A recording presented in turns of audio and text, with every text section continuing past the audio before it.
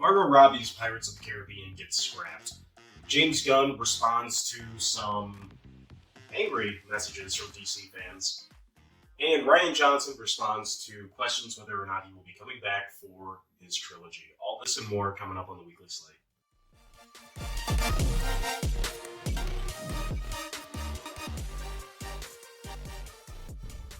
Hello everyone, I'm your host James Ewing, and welcome to the Weekly Slate, your new home for all things pop culture and nerd-oriented. First up on the show, we have to discuss Margot Robbie's Pirates of the Caribbean being axed.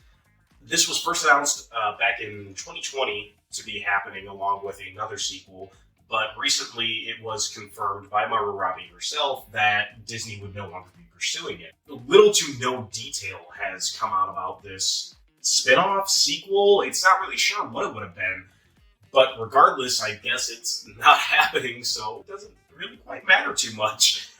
So far, all that we have known about this spin-off was the fact that it was going to be, from Margot Robbie herself, that it was going to be female-led, but not completely female-led. This is a recurring trend throughout the Pirates of the Caribbean franchise, where you see that female characters have gotten a lead role, but are not the exact lead. That has always fallen to Captain Jack Sparrow, played by Johnny Depp.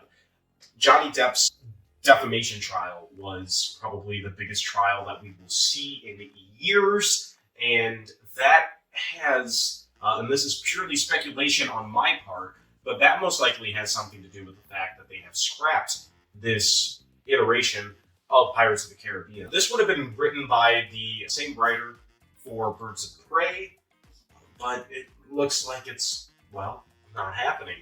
Whether or not the defamation trial had anything to do with this is currently unclear, and what fate currently holds for the other spin-off project, which we know nothing about, whether or not that's going to still happen is up in the air. It would be in Disney's best interest to return Johnny Depp to the role. He has a lot of avid fans, as was shown by the trial, and it would be a mistake to recast him in the lead. In fact, it could be quite the comeback for Mr. Gunn. Next up in Marvel news, we have that of a featurette that was released today by Marvel Studios, taking fans behind the scenes of the latest Guardians of the Galaxy project. For those who don't know, there will be a Guardians of the Galaxy holiday special premiering on Disney Plus this holiday season. Some people were a little biased prior to it. Now, prior to the release of this, James Gunn had to answer, didn't have to answer, be clapped back at a fan that said, "No Marvel, only DC," in which he had to remind people the fact that he is not only Marvel right now, or not only DC right now. What he is right now is he belongs to both companies. The man built up Guardians of the Galaxy, and for those who do not remember, he was fired by Disney working on the MCU after some tweets were dug up and he got himself into some hot water. Following that, DC called him up and said, "You have complete creative control over whatever project that you might want to work on." He took this to heart and released the Suicide Squad, followed by Peacemaker, and now he is the co-head of the DC Films division, along with Peter Safran. So what he had said in response was that he is both Marvel and DC until after Guardians of the Galaxy Volume 3. Now, this marks a first in the shared comic book universe that we are currently watching on the big screen and the small screen.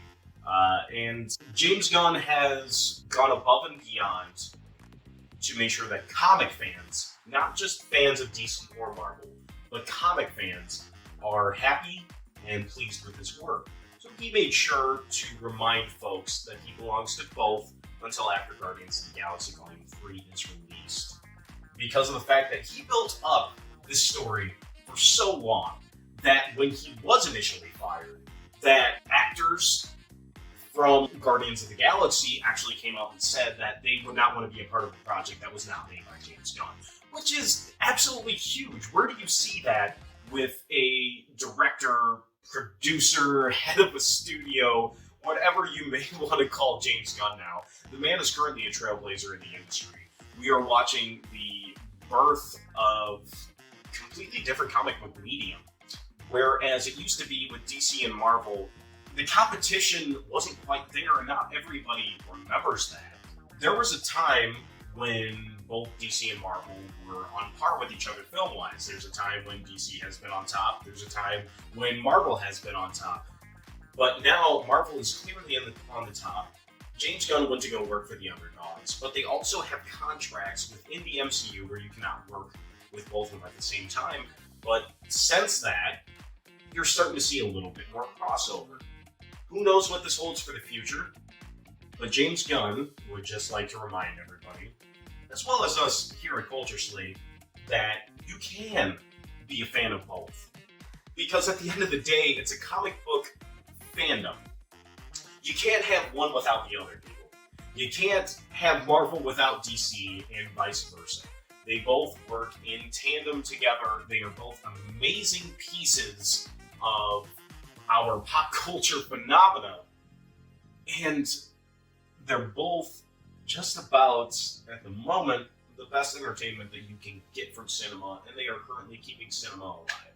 So just remember, before you go to tweet at James Gunn that he belongs to one or the other, that he belongs to both, right up until Guardians of the Galaxy Volume 3 comes out. In DC news, we have the release of the Legion of Superheroes trailer from DC's animated division.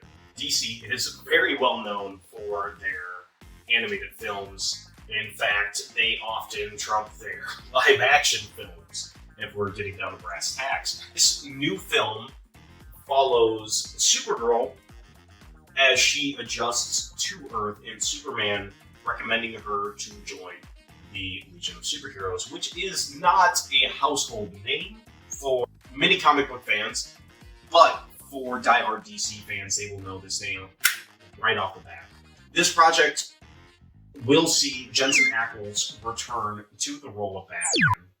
He is also, not just also famous, but mostly famous for his role as Dean on Supernatural. And with this project, we've also received, once again, a unique art style. Lately, DC has been playing around with different art styles for their animated films, and this one, once again, proves that DC is on top of their animated game. Let's just hope that this can translate to their live-action division later on. In Star Wars news, we had an announcement this week that Andor would be premiering its first 2 episodes on cable, which comes as a very good marketing strategy from Disney because of the fact that people will see these first 2 episodes. They will not be just satisfied from those first 2 episodes, which will lead them to either subscribe to Disney Plus, try out the free trial, in order to finish it up, because the story arc does not finish for those first few episodes within those first few episodes. Andor has continued to exceed expectations, whereas there was first complaints from a lot of the fan base that this show was running too slow. Now you see a lot of stuff from people saying that this show is the perfect representation of Star Wars because it shows both the politics as well as the war, and it shows the people that are stuck in the middle, which has proven to be one of the most divisive of the sequel trilogy, which is really saying something because of the fact that almost the entire sequel trilogy is divisive. But this one alone stands as a testament to what people may or may not have wanted. When he was asked whether or not he would be coming back to actually make his trilogy, which was promised by Disney that Rian Johnson would receive his own, all he could say is, God willing, that he would be back. But beyond that, we have no information. Currently, Rian Johnson is working on rounding out a Knives Out trilogy. Knives Out has proven to be a massive success. His sequel is coming out soon, and after that, he is working on the 3rd movie in the franchise. So leave it down in the comments. Would you like to see Rian Johnson return and make his own trilogy that takes place after, prior to, whatever it may be? Would you like to see Rian Johnson return behind the cameras for Star Wars?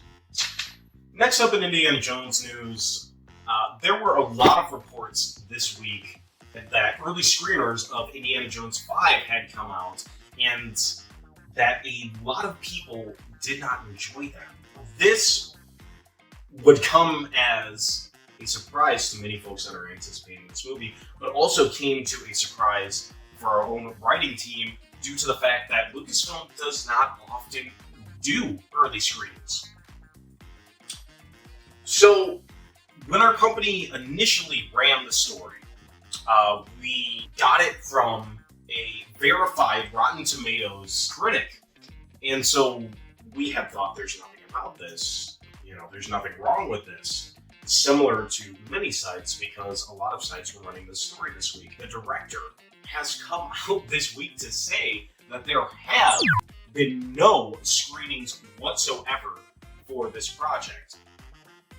Therefore, anything that you may have heard about an early reception for Indiana Jones 5 is false. Whether or not Indiana Jones 5 will be a hit or a flop, it's always up to the audiences. When you go on Rotten Tomatoes, there's a viewer score, and there's a critic score. Tell us down in the comments, what do you typically follow? Do you follow a viewer score, or do you follow the critic score? And we hope to clear up any confusion that had come out of articles this week. Now, if you liked what you saw today, be sure to hit the like button, be sure to hit the subscribe button, and show us your support. We are also on Discord, where you can come and discuss all of the latest news topics with us, as well on Reddit, where we post our news stories regularly. We are also on Twitter, Facebook, TikTok, you name it, wherever you get your social media fill, we are on it. I am James Ewing, signing off from the Weekly Slate. Have a good night. Have a great day, wherever you may be, whatever time you may be watching. Just remember, stay cultured with the Weekly Slate.